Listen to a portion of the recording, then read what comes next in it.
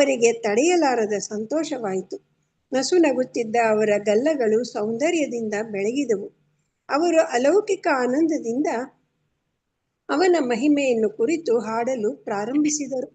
ಪರಿಶುದ್ಧ ಭಕ್ತೆಯರಾದ ಗೋಪಿಯರು ಕೃಷ್ಣನ ಸಹವಾಸವನ್ನು ಸವಿದಷ್ಟು ಅವನ ಮಹಿಮೆಗಳು ಅವರಿಗೆ ಅರ್ಥವಾದವು.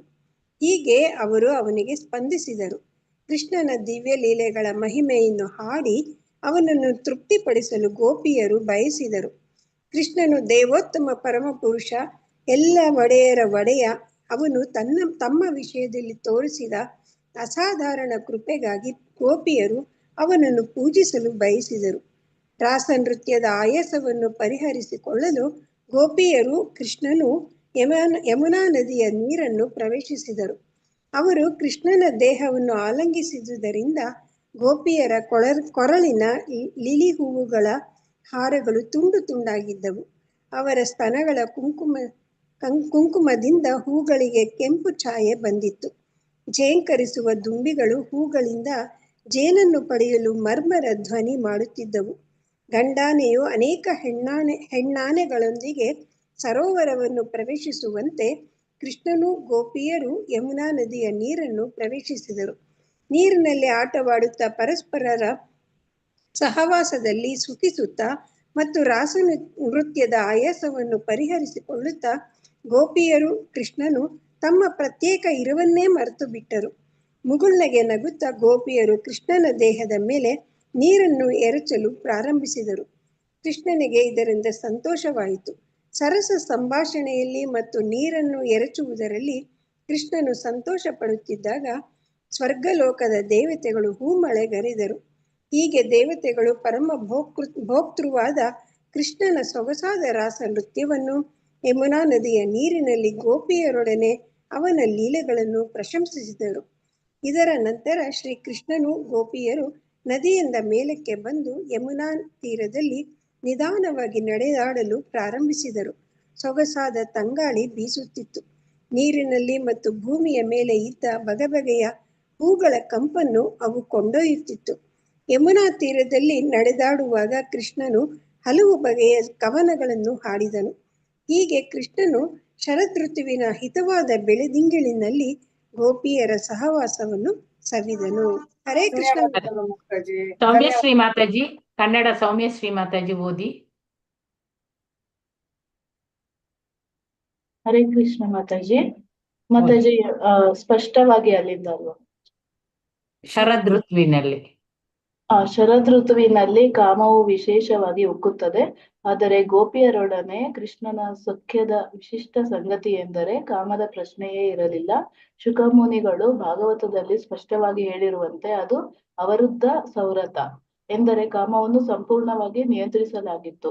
ಶ್ರೀಕೃಷ್ಣನು ಗೋಪಿಯರೊಂದಿಗೆ ನೃತ್ಯ ಮಾಡುವುದಕ್ಕೂ ಭೌತಿಕ ಜಗತ್ತಿನಲ್ಲಿ ಜೀವಿಗಳು ಮಾಡುವ ಸಾಮಾನ್ಯ ನೃತ್ಯಕ್ಕೂ ವ್ಯತ್ಯಾಸವಿದೆ. ರಾಸ ನೃತ್ಯ ಮತ್ತು ಕೃಷ್ಣ ಗೋಪಿಯರ ಸಹವಾಸ ಇವುಗಳನ್ನು ಕುರಿತು ಬರಬಹುದಾದ ಇನ್ನಷ್ಟು ತಪ್ಪು ತಿಳುವಳಿಕೆಗಳನ್ನು ನಿವಾರಿಸಲು ಶ್ರೀಮದ್ ಭಾಗವತವನ್ನು ಕೇಳುತ್ತಿದ್ದ ಪರೀಕ್ಷಿತ್ ಮಹಾರಾಜನು ಮುನಿಗಳಿಗೆ ಹೀಗೆ ಹೇಳಿದನು. ಧರ್ಮದ ನಿಯಂತ್ರಕ ತತ್ವಗಳನ್ನು ಸ್ಥಾಪಿಸಲು ಮತ್ತು ಅಧರ್ಮಿಗಳ ದರ್ಪವನ್ನು ಅಡಗಿಸಲು ಕೃಷ್ಣನು ಭೂಮಿಯ ಮೇಲೆ ಅವತರಿಸಿದನು. ಆದರೆ ಕೃಷ್ಣ ಮತ್ತು ಗೋಪಿಯರ ವರ್ತನೆಯು ಭೌತಿಕ ಜಗತ್ತಿನ ಆಧ್ಯಾತ್ಮಿಕ ತತ್ವಗಳಿಗೆ ಪ್ರೋತ್ಸಾಹ ಕೊಡಬಹುದು. ನಡುರಾತ್ರಿಯಲ್ಲಿ ಪರಪತ್ನಿಯರ ಸಹವಾಸದಲ್ಲಿ ಸುಖಿಸುತ್ತಾ ಅವನು ಹೀಗೆ ನಡೆದುಕೊಂಡನೆಂಬುದು ನನಗೆ ತುಂಬಾ ಆಶ್ಚರ್ಯವನ್ನುಂಟು ಮಾಡಿದೆ. ಶುಕಮುನಿಗಳು ಪರೀಕ್ಷಿತ್ ಮಹಾರಾಜನ ಈ ಮಾತುಗಳನ್ನು ಬಹುವಾಗಿ ಮೆಚ್ಚಿಕೊಂಡರು. ಕೃಷ್ಣನ ಸ್ಥಾನವನ್ನು, ತಾವು ಇದ್ದ ತರುಣಿಯರು ಮತ್ತು ಸ್ತ್ರೀಯರ ಸಹವಾಸವನ್ನು ಸವಿಯುವ ಮಾಯಾವಾದಿ ನಿರಾಕಾರವಾದಿಗಳ ಹೇಯ ಕೃತ್ಯಗಳು ನಡೆಯುವ ಮೊದಲೇ ಶುಕಮುನಿಯವರ ಉತ್ತರವು ಅವುಗಳನ್ನು ಕಲ್ಪಿಸಿಕೊಂಡಿತು. ಮೂಲ ವೈದಿಕ ಆದೇಶಗಳು ಯಾವ ಪುರುಷನೂ ತನ್ನ ಹೆಂಡತಿಯನ್ನು ಬಿಟ್ಟು ಬೇರೆ ಯಾವ ಹೆಂಗಸಿನೊಂದಿಗೂ ಕಾಮತೃಪ್ತಿಯನ್ನು ಪಡೆದುಕೊಳ್ಳಲು ಒಪ್ಪಿಗೆ ಕೊಡುವುದಿಲ್ಲ. ಕೃಷ್ಣನು ಗೋಪಿಯರನ್ನು ಮೆಚ್ಚಿಕೊಂಡ ರೀತಿಯಿಂದ ಈ ಆದೇಶಗಳ ಸ್ಪಷ್ಟ ಉಲ್ಲಂಘನೆಯಾದಂತೆ ಕಂಡಿತು. ಶುಕಮುನಿಗಳಿಂದ ಪರೀಕ್ಷಿತ್ ಮಹಾರಾಜನು ಸಮಗ್ರ ಸನ್ನಿವೇಶವನ್ನು ಅರ್ಥ ಮಾಡಿಕೊಂಡನು. ಆದರೂ ಕೃಷ್ಣ ಮತ್ತು ಗೋಪಿಯರ ರಾಸನೃತ್ಯದ ಅಲೌಕಿಕ ಸ್ವರೂಪವನ್ನು ಸ್ಪಷ್ಟ ಮಾಡಲು ತನ್ನ ಆಶ್ಚರ್ಯವನ್ನು ವ್ಯಕ್ತಪಡಿಸಿದನು. ಪ್ರಾಕೃತ ಸಹಜೀವಿಯರು ಸ್ವೇಚ್ಛವಾಗಿ ಸ್ತ್ರೀಯರ ಸಹವಾಸದಲ್ಲಿರುವುದನ್ನು ತಡೆಯಲು ಇದು ಬಹು ಮುಖ್ಯವಾದದ್ದು. ತನ್ನ ಮಾತಿನಲ್ಲಿ ವಿವರಿಸಬೇಕಾದ ಹಲವು ಮುಖ್ಯ ಪದಗಳನ್ನು ಪರೀಕ್ಷಿತ್ ಮಹಾರಾಜನು ಬಳಸಿದ್ದಾನೆ. ಮೊದಲನೆಯ ಪದ ಜುಗುಪ್ಸಿತಂ ಎಂದರೆ ಜಿಗುಪ್ಸೆ ಹುಟ್ಟಿಸುವಂತಹುದು. ಪರೀಕ್ಷಿತ್ ಮಹಾರಾಜನ ಮೊದಲನೆಯ ಸಂದೇಹ ಹೀಗಿದೆ: ಕೃಷ್ಣನು ಧಾರ್ಮಿಕ ತತ್ವಗಳ ಸ್ಥಾಪನೆಗಾಗಿ ಅವತರಿಸಿ ಬಂದ ದೇವೋತ್ತಮ ಪರಮಪುರುಷ. ಹೀಗಿರುವಾಗ ನಡುರಾತ್ರಿಯಲ್ಲಿ ಪರಪತ್ನಿಯರೊಂದಿಗೆ ನೃತ್ಯ, ಆಲಿಂಗನ ಮತ್ತು ಚುಂಬನಗಳನ್ನು ಸವಿದಿದ್ದು ಏಕೆ? ವೈದಿಕ ಆದೇಶಗಳ ಪ್ರಕಾರ ಇದಕ್ಕೆ ಅನುಮತಿ ಇಲ್ಲ. ಗೋಪಿಯರು ಮೊಟ್ಟಮೊದಲು ತನ್ನೆಡೆಗೆ ಬಂದಾಗ ಅವರಿಗೆ ಮನೆಗಳಿಗೆ ಹಿಂದಿರುಗುವಂತೆ ಆದೇಶ ಮಾಡಿದನು. ಪರಪತ್ನಿಯರನ್ನು ಅಥವಾ ತರುಣಿಯರನ್ನು ಕರೆದು ಅವರೊಂದಿಗೆ ನೃತ್ಯವನ್ನು ಸವಿಯುವುದು ವೇದಗಳ ಪ್ರಕಾರ ಜಿಗುಪ್ಸೆಯನ್ನುಂಟು ಮಾಡುವಂಥದ್ದು. ಇದನ್ನು ಕೃಷ್ಣನು ಏಕೆ ಮಾಡಬೇಕಿತ್ತು? ಹರೇ ಕೃಷ್ಣ ಮಾತಾಜಿ, ಧನ್ಯವಾದಗಳು. ಧನ್ಯವಾದ. ಶ್ವೇತಾ ಮಾತಾಜಿ ಓದ್ತೀರಾ? ಶ್ವೇತಾ ಅವ್ರು ಓದದಿದ್ರೆ ರೇಖಾ ಬಂಗೇರ ಮಾತಾಜಿ ಓದಿ. ಹರೇ ಕೃಷ್ಣ ಮಾತಾಜಿ. ಓಕೆ.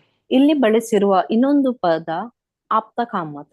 ತರುಣಿಯರೊಡನೆ ಕೃಷ್ಣನು ಕಾಮದಿಂದ ನಡೆದುಕೊಂಡನೆಂದು ಕೆಲವರು ಭಾವಿಸಬಹುದು.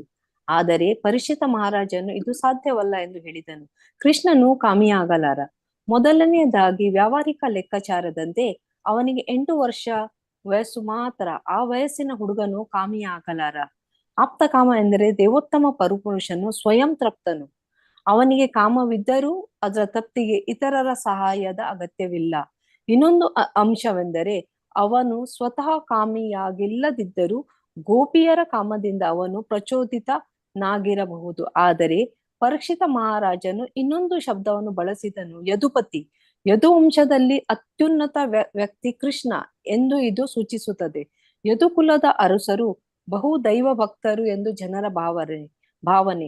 ಅವರ ಸಂತತಿಯವರು ಹಾಗೆಯೇ ಇದ್ದರು. ಆ ವಂಶದಲ್ಲಿ ಹುಟ್ಟಿದ ಕೃಷ್ಣನು ಗೋಪಿಯರಿಂದಲೇ ಆಗಲಿ ಪ್ರಚೋದಿತನಾಗುವುದು ಹೇಗೆ ಸಾಧ್ಯ? ಆದುದರಿಂದ ಜುಗುಪ್ಸೆ ತರುವಂತದ್ದು ಏನನ್ನು ಕೃಷ್ಣನು ಮಾಡುವುದು ಸಾಧ್ಯವಿಲ್ಲ ಎಂಬ ನಿರ್ಣಯಕ್ಕೆ ಬರಬೇಕಾಗುತ್ತದೆ. ಆದರೆ ಕೃಷ್ಣನು ಮಾಡುವುದು ಸಾಧ್ಯವಿಲ್ಲ ಎಂಬ ನಿರ್ಣಯಕ್ಕೆ ಬರಬೇಕಾಗುತ್ತದೆ.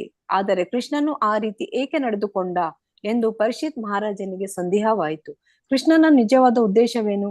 ಶುಕಮುನಿಯವರೊಡನೆ ಮಾತನಾಡಿದಾಗ ಪರೀಕ್ಷಿತ್ ಮಹಾರಾಜನು ಬಳಸಿದ ಇನ್ನೊಂದು ಶಬ್ದ ಸುವ್ರತ. ಹೀಗೆಂದರೆ ಪುಣ್ಯ ಕಾರ್ಯಗಳನ್ನು ಮಾಡುವ ವ್ರತ. ಶುಕಮುನಿಗಳು ವಿದ್ವಾಂಸರು, ಬ್ರಹ್ಮಚಾರಿ. ಈ ಸನ್ನಿವೇಶದಲ್ಲಿ ಅವರು ಕಾಮದಲ್ಲಿ ಪ್ರವೃತ್ತರಾಗುವಂತಿಲ್ಲ. ಬ್ರಹ್ಮಚಾರಿಗಳಿಗೆ ಇದು ನಿಷಿದ್ಧ. ಇನ್ನು ಶುಕಮುನಿಗಳಂತ ಬ್ರಹ್ಮಚಾರಿ ವಿಷಯ ಏನು ಹೇಳುವುದು?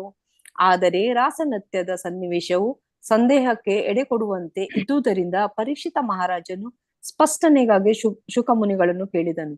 ಶುಕಮುನಿಯವರು ಕೂಡಲೇ ಪರಮ ನಿಯಂತ್ರಕನು ಧಾರ್ಮಿಕ ತತ್ವವನ್ನು ಉಲ್ಲಂಘಿಸುವುದು ಅವನ ಮಹಾಶಕ್ತಿಗೆ ಸಾಕ್ಷಿ ಎಂದು ಹೇಳಿದರು. ಉದಾಹರಣೆಗೆ, ಯಾವ ಅಸಹ್ಯದ ವಸ್ತುವನ್ನಾದರೂ ಬೆಂಕಿಯು ಸುಡಬಲ್ಲದು. ಇದು ಬೆಂಕಿಯ ಪರಮಾಧಿಕಾರದ ಗುರುತು. ಹಾಗೆಯೇ ಸೂರ್ಯನು ಮಲಮೂತ್ರಗಳಿಂದ ತೇವವನ್ನು ಹೀರಿಕೊಳ್ಳಬಲ್ಲ. ಆದ್ದರಿಂದ ಅವನಿಗೆ ಮೈಲಿಗೆ ಆಗುವುದಿಲ್ಲ. ಸೂರ್ಯನ ಪ್ರಕಾಶದ ಪ್ರಭಾವದಿಂದ ಮೈಲಿಗೆ ಆದ ಕಶ್ಮಲವಾದ ಸ್ಥಳವು ರೋಗಾಣು ಸೋಂಕುಗಳನ್ನು ಕಳೆದುಕೊಂಡು ಸಂಸ್ಕಾರಗೊಳ್ಳುತ್ತದೆ. ಹರೇ ಕೃಷ್ಣ ಹರೇ ಮಾತಾಜಿ, ಕೃಷ್ಣ ಮಾತಾಜಿ, ಧನ್ಯವಾದಗಳು. ಧನ್ಯವಾದಗಳು ಮಾತಾಜಿ. ಓದಿ ಮಾತಾಜಿ, ಶ್ವೇತಾ ಮಾತಾಜಿ ಓದಿ. ಹರೇ ಕೃಷ್ಣ ಮಾತಾಜಿ. ಕೃಷ್ಣನನ್ನು ಪರಮಾಧಿಕಾರಿಯಾದ್ದರಿಂದ ಅವನು ಕಾರ್ಯಗಳನ್ನು ಅನುಸರಿಸಬೇಕು ಎಂದು ಯಾರಾದರೂ ವಾದಿಸಬಹುದು. ಇದಕ್ಕೆ ಉತ್ತರವಾಗಿ ಶುಕಮುನಿಗಳು ಈಶ್ವರನ ಅಥವಾ ಪರಮ ನಿಯಂತ್ರಕನು ಒಮ್ಮೊಮ್ಮೆ ತನ್ನ ಆದೇಶಗಳನ್ನು ತಾನೇ ಉಲ್ಲಂಘಿಸಬಹುದು. ಆದರೆ ಇದು ನಿಯಂತ್ರಕನಿಗೆ ಮಾತ್ರ ಸಾಧ್ಯ, ಅವನ ಅನುಯಾಯಿಗಳಿಲ್ಲ ಎಂದು ಸ್ಪಷ್ಟವಾಗಿ ಹೇಳಿದ್ದಾರೆ. ನಿಯಂತ್ರಕನ ಅಸಾಮಾನ್ಯ ಮತ್ತು ಅಸಾಧಾರಣ ಕಾರ್ಯಗಳನ್ನು ಅನುಕರಿಸಲೇಬಾರದು. ವಾಸ್ತವವಾಗಿ ನಿಯಂತ್ರಕರಲ್ಲದ ಮತ್ತು ಬದ್ಧಜೀವಿಗಳಾದ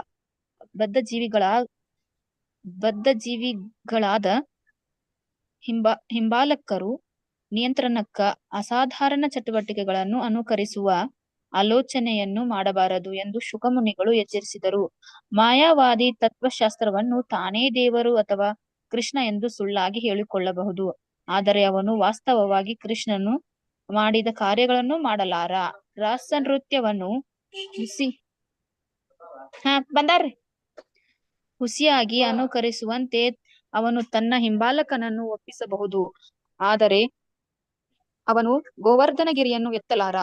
ರಾಸಲೀಲೆಯನ್ನು ಸವಿಯಲು ತಾವೇ ಕೃಷ್ಣರೆಂದು ನಟಿಸಿ ತಮ್ಮ ಹಿಂಬಾಲಕರಿಗೆ ಭ್ರಮೆಯನ್ನುಂಟು ಮಾಡಿದ ಮಾಯಾವಾದಿ ನೀಚರ ಹಲವಾರು ಅನುಭವಗಳನ್ನು ನಮಗೆ ಅನೇಕ ಸಂದರ್ಭಗಳಲ್ಲಿ ಸರ್ಕಾರವು ಹೇಳಿಕೊಂಡು ಅವರನ್ನು ತಡೆದು ಬಂಧಿಸಿ ಶಿಕ್ಷಿಸಿದೆ. ಒರಿಸ್ಸಾದಲ್ಲಿ ತಾನೇ ವಿಷ್ಣುವಿನ ಅವತಾರ ಎಂದು ಹೇಳಿಕೊಂಡು ಚಿಕ್ಕ ಹುಡುಗಿಯರೊಂದಿಗೆ ರಾಸಲೀಲೆಯನ್ನು ಅನುಕರಿಸುತ್ತಿದ್ದ ಒಬ್ಬನನ್ನು ಠಾಕೂರ್ ಭಕ್ತಿ ವಿನೋದ್ ಅವರು ಶಿಕ್ಷಿಸಿದರು. ಅವನ ವಿರುದ್ಧವಾಗಿ ಹಲವಾರು ದೂರುಗಳಿದ್ದವು. ಆ ಸಮಯದಲ್ಲಿ ಭಕ್ತಿ ವಿನೋದ್ ಠಾಕೂರರು ಮ್ಯಾಜಿಸ್ಟ್ರೇಟರಾಗಿದ್ದರು. ಆ ನಿಟ್ಟಿನ ವ್ಯವಹಾರವನ್ನು ನಿರ್ವಹಿಸಲು ಸರ್ಕಾರವು ಅವನನ್ನು ನಿಯೋಜಿಸಿತು. ಅವರು ಅವನಿಗೆ ಉಗ್ರವಾದ ಶಿಕ್ಷೆಯನ್ನು ಕೊಟ್ಟರು. ರಾಸಲೀಲೆಯ ನೃತ್ಯವನ್ನು ಯಾರು ಅನುಕರಿಸಲು ಸಾಧ್ಯವಿಲ್ಲ, ಅದನ್ನು ಅನುಕರಿಸುವ ಯೋಚನೆಯನ್ನು ಸಹ ಯಾರೂ ಮಾಡಬಾರದು ಎಂದು ಶುಕಮುನಿಗಳು ಎಚ್ಚರಿಸಿದ್ದಾರೆ.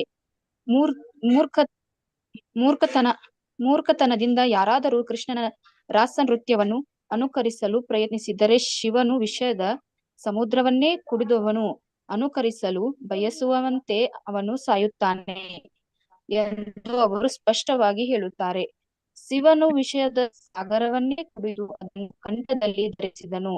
ವಿಷದಿಂದ ಅವನ ಕಂಠು ನೀಲಿಯಾಯಿತು, ಆದ್ದರಿಂದ ನೀಲಕಂಠ ಎಂದು ಕರೆಯುತ್ತಾರೆ. ಆದರೆ ವಿಷಯವನ್ನು ಕುಡಿದಿಸಿ ಶಿವನನ್ನು ಅನುಕರಿಸಲು ಸಾಮಾನ್ಯರು ಪ್ರಯತ್ನಿಸಿದರೆ ಅವರು ಬಹು ಸ್ವಲ್ಪ ಕಾಲದಲ್ಲಿ ಸೋತು ಸಾಯುವುದು ಖಂಡಿತ.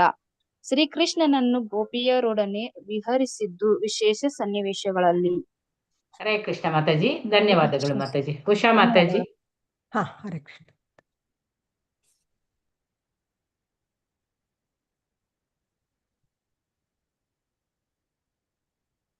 ನಾವೀಗ ರಾಸಲೀಲೆ ರಾಸ ನೃತ್ಯದ ಇನ್ನೊಂದಿಷ್ಟು ವಿಚಾರಗಳನ್ನ ತಿಳ್ಕೊಳ್ಳೋಣ ಇವತ್ತಿನ ಈ ತರಗತಿಲಿ.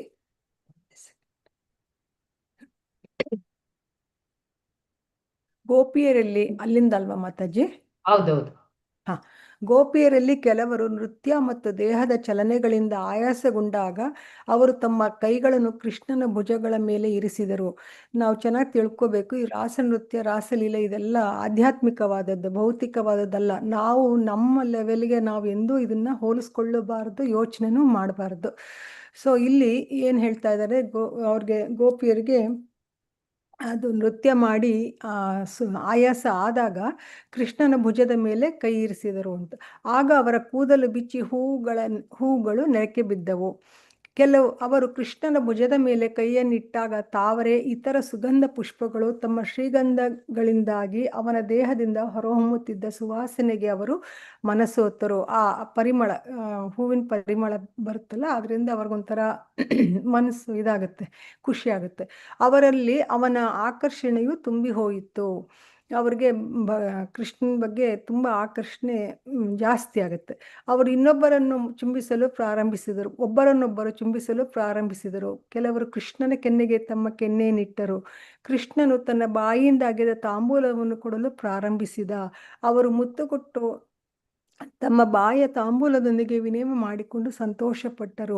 ಈ ತಾಂಬೂಲವನ್ನು ಸ್ವೀಕರಿಸಿ ಗೋಪಿಯರು ಆಧ್ಯಾತ್ಮಿಕವಾಗಿ ಉಚ್ಚಿಷ್ಟ ಅಂತ ಕರಿತೀವಲ್ಲ, ಶ್ರೇಷ್ಠ ವೈಷ್ಣವರದು ಅವ್ರದ್ದೆಲ್ಲ ಭಗವಂತಂದು ನೈವೇದ್ಯ ಮಾಡಿರೋದೆಲ್ಲ ನಾವು ತಗೋತೀವಲ್ಲ, ಉಚ್ಚಿಷ್ಟ. ಇದು ಭಗವಂತ ತಾನೇ ಸ್ವಂತ ಅಗದು ಕೊಟ್ಟಿರುವಂಥ ಪ್ರಸಾದ. ಹಾಗಾಗಿ ಎಲ್ಲ ಗೋಪಿಯರು ಆಧ್ಯಾತ್ಮಿಕವಾಗಿ ಮುನ್ನಡೆದ್ರು ಅಂತ ಇಲ್ಲಿ ಹೇಳ್ತಾ ಇದ್ದಾರೆ.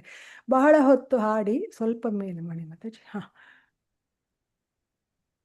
ಬಹಳ ಹೊತ್ತು ಹಾಡಿ ನೃತ್ಯ ಮಾಡಿ ಗೋಪಿಯರು ಬಹು ಆಯಾಸಗೊಂಡರು. ಅವ್ರಿಗೆ ತುಂಬ ಸುಸ್ತಾಗುತ್ತೆ. ಆಯಾಸವನ್ನು ಪರಿಹಾರ ಮಾಡಿಕೊಳ್ಳಲು ಅವರು ಕೃಷ್ಣನ ಕೈಯನ್ನು ತೆಗೆದುಕೊಂಡು ತಮ್ಮ ಉಬ್ಬಿದ ಸ್ತನದ ಮೇಲೆ ಇಟ್ಟುಕೊಂಡರು. ಕೃಷ್ಣನ ಕೈಯು ಗೋಪಿಯರ ಸ್ತನಗಳು ಎಂದೆಂದೂ ಮಂಗಳಕರವಾದವು. ಲಕ್ಷ್ಮಿಯ ಪತಿಯಾದ ಕೃಷ್ಣನ ಸಹವಾಸದಲ್ಲಿ ಗೋಪಿಯರು ಎಷ್ಟು ಸುಖಿಸಿದರೆಂದರೆ ತಮಗೆ ಪ್ರಪಂಚದಲ್ಲಿ ಬೇರೆ ಗಂಡ ಇದ್ದಾನೆ ಎನ್ನುವುದನ್ನೇ ಮರೆತು ಬಿಟ್ಟರು. ನೋಡಿ, ಗೋಪಿಯರು ಭಗವಂತನ ಜೊತೆ ರಾಸನೃತ್ಯ ಮಾಡಿ ಅವ್ರಿಗೆ ಎಷ್ಟು ಆನಂದ ಸಿಕ್ತು ಅಂದರೆ, ಆಧ್ಯಾತ್ಮಿಕ ಆನಂದ. ಅವ್ರಿಗೆ ತಮ್ಮದು ಭೌತಿಕದಲ್ಲಿ ಗಂಡ ಮಕ್ಕಳು ಇದ್ದಾರೆ ಅನ್ನೋದೇ ಮರ್ತು ಹೋಗ್ಬಿಡುತ್ತೆ. ಕೃಷ್ಣನ ತೋಳುಗಳು ಆಲಂಗಿಸಿರಲು ಅವನೊಡನೆ ಹಾಡುತ್ತಾ ನರ್ತಿಸುತ್ತಾ ಅವರು ಎಲ್ಲವನ್ನೂ ಮರೆತು ಬಿಟ್ಟರು. ಕೃಷ್ಣನೊಡನೆ ನರ್ತಿಸುತ್ತಿದ್ದ ಗೋಪಿಯರ ಸೌಂದರ್ಯವನ್ನು ಶ್ರೀಮದ್ ಭಾಗವತವು ಹೀಗೆ ವರ್ಣಿಸುತ್ತದೆ. ಅವರು 2 ಕಿವಿಗಳ ಮೇಲೆ ತಾವರೆ ಹೂಗಳಿದ್ದವು ಮತ್ತು ಅವರ ಮುಖಗಳು ತೇಯ್ದ ಗಂಧದಿಂದ ಅಲಂಕೃತವಾಗಿದ್ದವು. ಅಂದರೆ ಕಿವಿಗಳ ಮೇಲೆ ತಾವರೆ ಹೂವನ್ನು ಮುಡ್ಕೊಂಡಿರ್ತಾರೆ, ಕಮಲದ ಹೂವು. ಮುಖದ ಮೇಲೆ ಶ್ರೀಗಂಧನ ಹಚ್ಕೊಂಡಿರ್ತಾರೆ, ಅಲಂಕಾರ ಮಾಡ್ಕೊಂಡಿರ್ತಾರೆ. ಅವರು ತಿಲಕವನ್ನು ಧರಿಸಿದ್ದರು.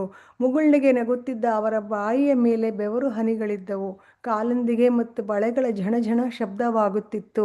ಅವರ ಕೂದಲಿನಿಂದ ಹೂವುಗಳು ಕೃಷ್ಣನ ಚರಣ ಕಮಲಗಳ ಮೇಲೆ ಬೀಳುತ್ತಿದ್ದವು. ಕೃಷ್ಣನಿಗೆ ಬಹಳ ಸ್ವಲ್ಪ ಮೇಲೆ ತೃಪ್ತಿಯಾಯಿತು. ಆ ನೃತ್ಯ ಮಾಡಿ ಅವ್ರದ್ದು ಹೇಗೆ ಎಲ್ಲ ವರ್ಣನೆ ಮಾಡ್ತಾ ಇದ್ದಾರೆ. ಕೂದಲು ಹೂವು ಮುಡ್ಕೊಂಡಿದ್ದು, ಇದೆಲ್ಲ ಬಿದ್ದಿದ್ದೆಲ್ಲ. ಬ್ರಹ್ಮ ಸಂಹಿತೆಯಲ್ಲಿ ಹೇಳಿರುವಂತೆ ಈ ಗೋಪಿಯರೆಲ್ಲ ಕೃಷ್ಣನ ಹ್ಲಾದಿನಿ ಶಕ್ತಿಯ ವಿಸ್ತರಣೆಗಳು. ಈ ಗೋಪಿಯರು ಯಾರು ಅಂತ ನಾವು ಲಾಸ್ಟ್ ಇದರಲ್ಲಿ ನೋಡಿದ್ದೀವಿ. ರಾಮಚಂದ್ರನ ಅವತಾರ ಆದಾಗ, ತ್ರೇತಾಯುಗದ್ದು.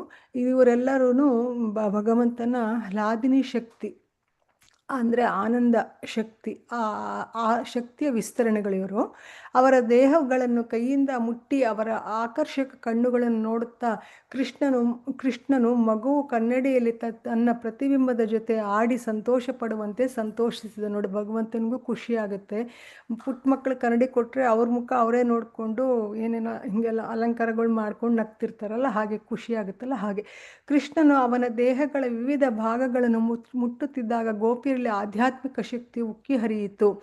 ತಮ್ಮ ಉಡುಪುಗಳನ್ನು ಸರಿ ಮಾಡಿಕೊಳ್ಳಲು ಅವರು ಪ್ರಯತ್ನಿಸಿದರೂ ಅದು ಸಡಿಲವಾಗುತ್ತಿದ್ದವು. ಅವರ ಕೂದಲು ಮತ್ತು ಉಡುಪುಗಳು ಚದುರಿದವು. ಕೃಷ್ಣನ ಸಹವಾಸದಲ್ಲಿ ಅವರು ತಮ್ಮನ್ನು ತಾವೇ ಮರೆತಾಗ ಅವರ ಆಭರಣಗಳು ಸಡಿಲವಾದವು. ಕೃಷ್ಣನ ಜೊತೆ ಇದ್ದಾಗ ಅವರಿಗೆ ಯಾವುದನ್ನು ಬೇರೆ ಏನೂ ಬೇಕಾಗಿರೋದಿಲ್ಲ, ಲಕ್ಷ್ಯನೂ ಇರೋದಿಲ್ಲ. ಹಾಗೆ ಅಷ್ಟು ಆಧ್ಯಾತ್ಮಿಕದಲ್ಲಿ ಅವರು ಮುಳುಗೋಗ್ಬಿಟ್ಟಿರ್ತಾರೆ ಭಗವಂತನ ಜೊತೆ ಅಂತ. ರಾಸನೃತ್ಯದಲ್ಲಿ ಕೃಷ್ಣನು ಗೋಪಿಯರೊಡನೆ ಸುಖಿಸುತ್ತಿದ್ದಾಗ ಅಚ್ಚರಿಗೊಂಡ ದೇವತೆಗಳು ಅವರ ಪತ್ನಿಯರು ಆಕಾಶದಲ್ಲಿ ನೆರೆದರು. ದೇವತೆಗಳು ಅವರು ಪತ್ನಿಯರ ಜೊತೆ ಆಕಾಶದಲ್ಲಿ ನೋಡ್ತಾ ಇರ್ತಾರೆ. ಒಂದು ಬಗೆಯ ಕಾಮವನ್ನು ಅನುಭವಿಸಿದ ಚಂದ್ರನು ನೃತ್ಯವನ್ನು ವೀಕ್ಷಿಸಿದನು ಮತ್ತು ಸ್ತಂಭೀಭೂತನಾದನು. ಕೃಷ್ಣನು ತಮ್ಮ ಪತಿಯಾಗಬೇಕೆಂದು ಗೋಪಿಯರು ಕಾತ್ಯಾಯಿನಿ ದೇವಿಯನ್ನು ಪ್ರಾರ್ಥಿಸಿದ್ದರು.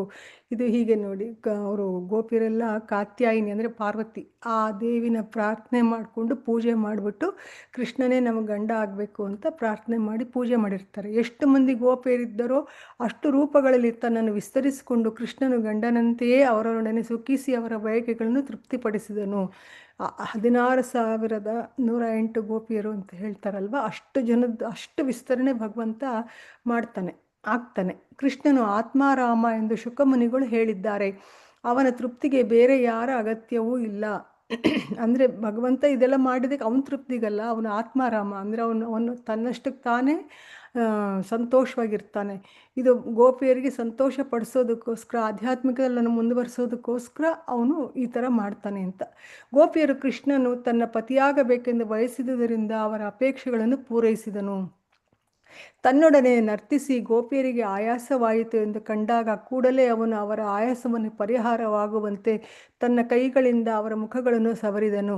ಕೃಷ್ಣನ ದಯಾಮಯ ಆತಿಥ್ಯಕ್ಕೆ ಪ್ರತಿಯಾಗಿ ಗೋಪಿಯರು ಅವನ ಕಡೆ ಪ್ರೇಮದಿಂದ ನೋಡಿದರು. ಆಯಾಸ ಆಗಿದೆ ಅಂದ್ಕೊಂಡು ಭಗವಂತ ಹಿಂಗೆ ಇದು ಮಾಡ್ತಾ ಇರ್ತಾನೆ, ಅವರು ತಲೆ ಸವರೋದು, ಮುಖ ಸವರೋದು. ಹಾಗಾಗಿ ಇವ್ರಿಗೆ ಇನ್ನೂ ಖುಷಿ ಆಗುತ್ತೆ. ಪ್ರೇಮ ಇದು, ಕಾಮ ಅಲ್ಲ. ಕೃಷ್ಣನ ಹಸ್ತದ ಮಂಗಳ ಸ್ಪರ್ಶದಿಂದ ಅವರಿಗೆ ತಡೆಯಲಾಗದ ಸಂತೋಷವಾಯಿತು. ನಸು ನಗುತ್ತಿದ್ದ ಅವರ ಗಲ್ಲಗಳು ಸೌಂದರ್ಯದಿಂದ ಬೆಳಗಿದವು. ಅವರು ಅಲೌಕಿಕ ಆನಂದದಿಂದ ಅವನ ಮಹಿಮೆಗಳನ್ನು ಕುರಿತು ಹಾಡಲು ಪ್ರಾರಂಭಿಸಿದರು. ಭಗವಂತನ ಮಹಿಮೆಯನ್ನು ಇದನ್ನು ಅವರು ಹಾಡಕ್ಕೆ ಸ್ಟಾರ್ಟ್ ಮಾಡ್ತಾರೆ. ಪರಿಶುದ್ಧ ಭಕ್ತೆಯರಾದ ಗೋಪಿಯರು ಕೃಷ್ಣನ ಸಹವಾಸವನ್ನು ಸವಿದಷ್ಟು ಅವನ ಮಹಿಮೆಗಳು ಅವರಿಗೆ ಅರ್ಥವಾದವು. ಎಷ್ಟು ಸಲ ನಾವೇ ಕೃಷ್ಣನ ಹಾಡು ಒಂದು ಸಲ ಹೇಳಿದ್ರೆ ನಮ್ಗೆ ಖುಷಿ ತೃಪ್ತಿ ಸಿಗೋದಿಲ್ಲ, ಹೇಳ್ತಾನೇ ಇರ್ತೀವಿ. ಇವತ್ತು ಹೇಳ್ತೀವಿ, ನಾಳೆನೂ ಹೇಳ್ತೀವಿ. ಅಂದರೆ ಅದಕ್ಕೆ ಆನಂದ ಅನ್ನೋದು ನಮಗೆ ಕಮ್ಮಿನೇ ಆಗೋದಿಲ್ಲ. ಅದೇ ಥರ ಇವರು ಇಲ್ಲಿ ಭಗವಂತಂದು ಹಾಡು ಮಹಿಮೆ ಎಲ್ಲನೂ ಹಾಡ್ತಾನೇ ಇರ್ತಾರೆ. ಹೀಗೆ ಅವರು ಅವನಿಗೆ ಸ್ಪಂದಿಸಿದರು. ಕೃಷ್ಣನ ದಿವ್ಯ ಲೀಲೆಗಳ ಮಹಿಮೆಯನ್ನು ಹಾಡಿ ಅವನನ್ನು ತೃಪ್ತಿಪಡಿಸಲು ಗೋಪಿಯರು ಬಯಸಿದರು. ಕೃಷ್ಣನು ದೇವೋತ್ತಮ ಪರಮಪುರುಷ, ಎಲ್ಲ ಒಡೆಯರ ಒಡೆಯ. ಅವನು ತನ್ನ ವಿಷಯದಲ್ಲಿ ತೋರಿಸಿದ ಅಸಾಧಾರಣ ಕೃಪೆಗಾಗಿ ಗೋಪಿಯರು ಅವನನ್ನು ಪೂಜಿಸಲು ಬಯಸಿದರು.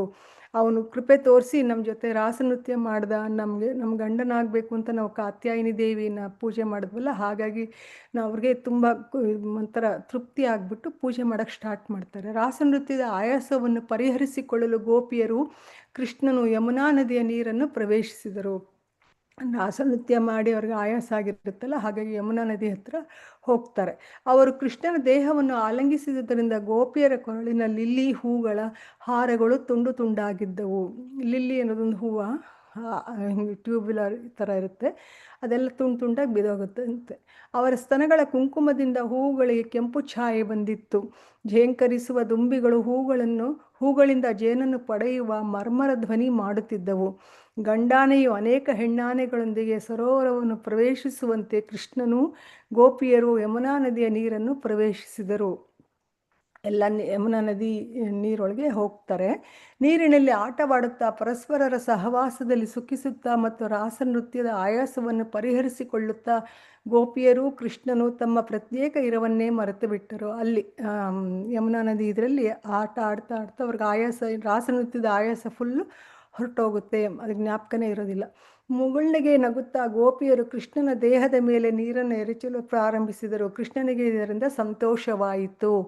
ಸರಸ ಸಂಭಾಷಣೆಯಲ್ಲಿ ಮತ್ತು ನೀರನ್ನು ಎರಚುವುದರಲ್ಲಿ ಕೃಷ್ಣನು ಸಂತೋಷ ಪಡುತ್ತಿದ್ದಾಗ ಸ್ವರ್ಗಲೋಕದ ದೇವತೆಗಳು ಹೂಮಳೆಗರೆದರು. ಇವರಿಷ್ಟು ಖುಷಿಯಿಂದ ನೀರಲ್ಲಿ ಆಟ ಆಡ್ತಿರೋದು ನೋಡಿ ದೇವತೆಗಳಿಗೂ ಖುಷಿಯಾಗಿ ಹೂವಿನ ಪುಷ್ಪವೃಕ್ಷ ಮಾಡ್ತಾರಂತೆ. ಹೀಗೆ ದೇವತೆಗಳು ಪರಮಭೋಕ್ತೃವಾದ ಕೃಷ್ಣನ ಸೊಗಸಾದ ರಾಸನೃತ್ಯವನ್ನು ಯಮುನಾ ನದಿಯ ನೀರಿನಲ್ಲಿ ಗೋಪಿಯರೊಡನೆ ಅವನ ಲೀಲೆಗಳನ್ನು ಪ್ರಶಂಸಿಸಿದರು. ಹೊಗಳ್ತಾರೆ, ಇದು ಭಗವಂತನ ರಾಸನೃತ್ಯ ಇದನ್ನೆಲ್ಲ. ಯಮುನಾ ನದಿಯ ನೀರಿನಿಂದ ಗೋಪಿಯರೊಡನೆ ಅವನ ಲೀಲೆಗಳನ್ನು ಪ್ರಶಂಸಿಸಿದರು. ಇದರ ನಂತರ ಶ್ರೀಕೃಷ್ಣನು ಗೋಪಿಯರು ನದಿಯಿಂದ ಮೇಲಕ್ಕೆ ಬಂದು ಯಮುನಾ ತೀರದಲ್ಲಿ ನಿಧಾನವಾಗಿ ನಡೆದಾಡಲು ಪ್ರಾರಂಭಿಸಿದರು. ಸೊಗಸಾದ ತಂಗಾಳಿ ಬೀಸುತ್ತಿತ್ತು. ನೀರಿನಲ್ಲಿ ಮತ್ತು ಭೂಮಿಯ ಮೇಲೆ ಇದ್ದ ಬಗೆ ಬಗೆಯ ಹೂಗಳ ಕಂಪನ್ನು ಅದು ಕೊಂಡೊಯ್ಯುತ್ತಿತ್ತು. ಪರಿಮಳ, ಒಳ್ಳೆ ಸುಗಂಧ ಬರ್ತಾ ಇರುತ್ತೆ ಹೂಗಳದೆಲ್ಲ. ಬೇರೆ ಬೇರೆ ಒಂದೊಂದು ಹೂವಿಂದ ಒಂದೊಂದು ಥರ ಸುಗಂಧ ಬರುತ್ತಲ್ವ, ಆ ಥರ ಅದೆಲ್ಲ ಬರ್ತಾ ಇತ್ತಂತೆ. ಯಮುನಾ ತೀರದಲ್ಲಿ ನಡೆದಾಡುವಾಗ ಕೃಷ್ಣನು ಹಲವು ಬಗೆಯ ಕವನಗಳನ್ನು ಹಾಡಿದನು. ಹೀಗೆ ಕೃಷ್ಣನು ಶರದೃತುವಿನ ಹಿತವಾದ ಬೆಳದಿಂಗಳಿನಲ್ಲಿ ಗೋಪಿಯರ ಸಹವಾಸವನ್ನು ಸವಿದನು. ಶರದೃತುವಿನಲ್ಲಿ